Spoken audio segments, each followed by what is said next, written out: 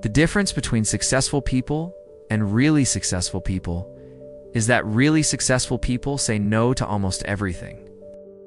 You, Warren Buffett, are sitting at your desk in Omaha, in a room with no screens, only thick books, and an almost empty paper calendar at an age when most have chosen to rest. You remain sharp like a marksman peering through the scope. No rush, no haste, just waiting for the moment. You don't need to appear busy. You only need one word, no. And the world begins to filter out what truly deserves to enter your orbit. And in this video, we're going to step inside that very mindset where a simple word has become the ultimate weapon to master time, its investments, in your entire life. Saying yes is easy, but saying yes constantly in a world buzzing with temptations, distractions, and hundreds of invitations each day comes at the ultimate price: your life. You were once that quiet young man with thick glasses, devouring books like a machine. Your day began with numbers and ended with pages of financial reports that would make most people sick just skimming them. But what worried you the most wasn't a lack of information. It was this: you were saying yes too often. Every investment pitch made you hesitate. Anyone asking for advice could keep you talking for 30 minutes. People said you had a kind heart, but that same heart drowned you in things that didn't deserve your mind, you once said. The difference between successful people and very successful people is that very successful people say no to almost everything. That didn't come from coldness. It came from bitter experience. You had said yes to a long string of small deals simply because you didn't want to offend. But then you realized you were being drained by the trivial. Your mind was being wasted on tasks that created no long-term value. Worse, you were losing time for what truly mattered. Deep thinking, you once said. If given the choice between a fancy dinner with social elites or a quiet night reading The Intelligent Investor, you would choose the book. At first, you feared being called weird, but eventually, you understood. Being weird is a small price to pay for clarity. Once, you were invited to speak at a major financial conference in New York. The organizer promised you would be honored, that thousands would attend. You declined. Why? I need that day to read the report of a company that just caught my eye. Others thought you were arrogant, but you knew exactly what you were doing. You weren't born to please everyone. In the snowball, it's told that. You once spent hours just staring at the ticker, making no moves, because you believed.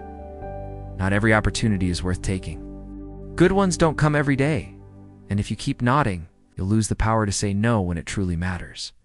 Behavioral researchers argue that people say yes because they fear missing out. The fear of missing out clouds judgment, but you were different. You had a rule. No means I am choosing, not rejecting. Simple phrase on the surface, but the backbone of your entire investment philosophy. A small but telling detail. You once had a landline phone. With no voicemail, no recording, no reminders.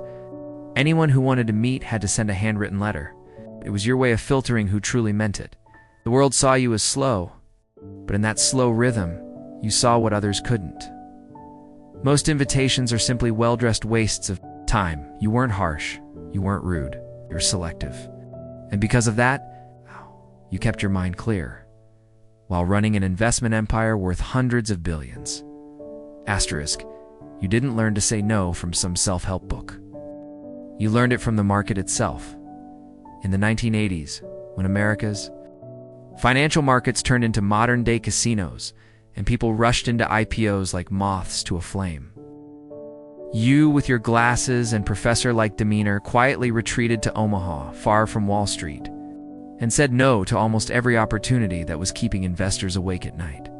People asked why you didn't join in. You just smiled and said, "Opportunities come like buses.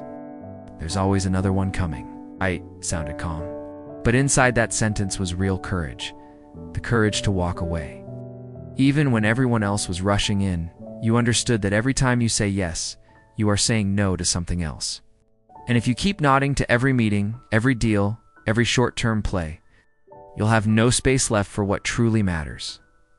In an interview, When asked what allowed you to make brilliant investment decisions for over 6 decades, you replied, I wait. I wait until the ball is right in my sweet spot. The world worships action, but you built wealth through patience by doing nothing, unless it was truly worth it. Kind of steel discipline wrapped in softness. You weren't the type to pound the table or shout. Your weapon was silence. A backward glance. Smile wrapped no. You once told Bill Gates, look at my calendar.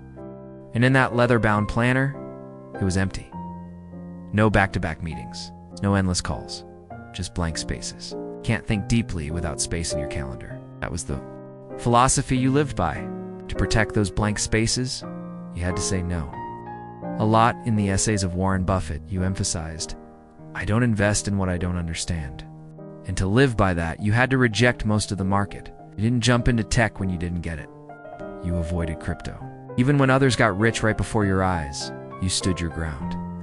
And when the bubble burst, you were still standing, not because of luck, but because you said no at the right time. There was a time a promising tech startup came to you. The slick pitch deck, flashy growth numbers, media buzz. You listened politely, nodded, and declined. When asked why, you simply said, I don't know how to value a dream that hasn't made money. Years later, the company vanished. Someone asked if you regretted it. You replied, I regret the times I said yes and was wrong, not the times I said no and was right. The story of your ability to say no isn't a story of fear. It's a story of high-level defense. It's a method to keep your mind clear in a crowded world. A way to not get swallowed by meetings, emails, golden traps, or sugar-coated flattery. Yet, management scholars still debate, does frequent rejection isolate a leader? Some argue that saying no too often makes you unapproachable, causes missed connections, and lost learning. But you had your own answer. You didn't live to be approachable. You lived to be accurate. And you believed one right decision was worth more than 100 shallow relationships. You never walked around with the mindset that everyone needs me. But you firmly upheld one principle. No one deserves your time unless they bring equal value in return.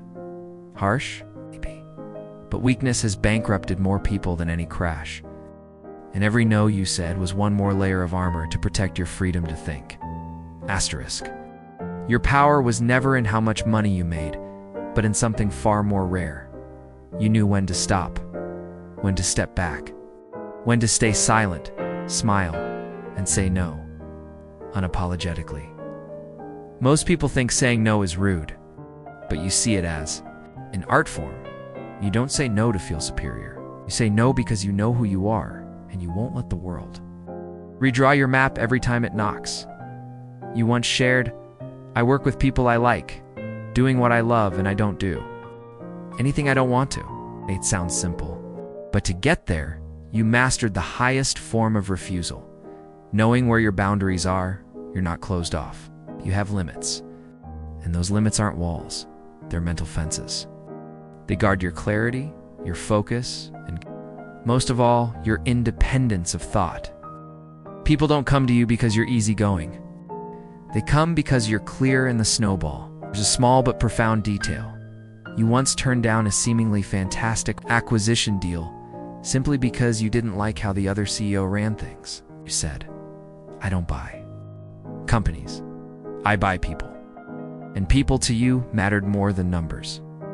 You knew that saying yes to the wrong person could unravel an entire empire, so you trained yourself early to detect the scent of dysfunction, and you said no. Not out of distrust, because you had principles. One behavioral psychologist once said, the more successful people become, the harder it is for them to say no, because their ego wants to please. But you were the living contradiction. The more successful you became, the simpler you lived. The more famous you got, the more you cut away. You refused to get pulled into the game, even the one you were winning. Once, you were invited to appear on a major financial TV show. They offered you more than what Berkshire Hathaway made in a month. You simply smiled. I already get to eat what I love every day. I don't need more spectacle to feel valuable. You used the word no like a windshield. The winds could blow, but you could still see clearly ahead. What's remarkable is this. you never became bitter.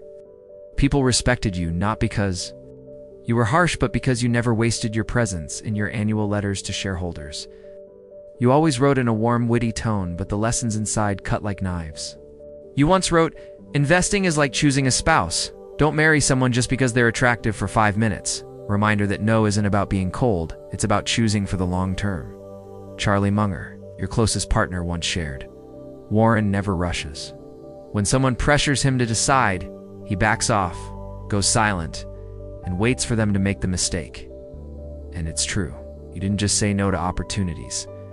You said no to pressure. The world is addicted to speed. Faster is better. But you were different. You were deliberate, like a Michelin 3-star chef. Not every ingredient deserves a place on the plate. Only the ones you understand, trust, and believe are worthy of your life's menu. Once someone asked you, "What's your biggest regret?" You didn't hesitate, not learning to say no sooner. You chose a path that's uncommon, quiet, but unmistakably clear. And in doing so, you taught an entire generation a timeless lesson. Not everyone who calls your name deserves your presence. Sometimes the most respectful thing you can do for both sides is to say no at the right time.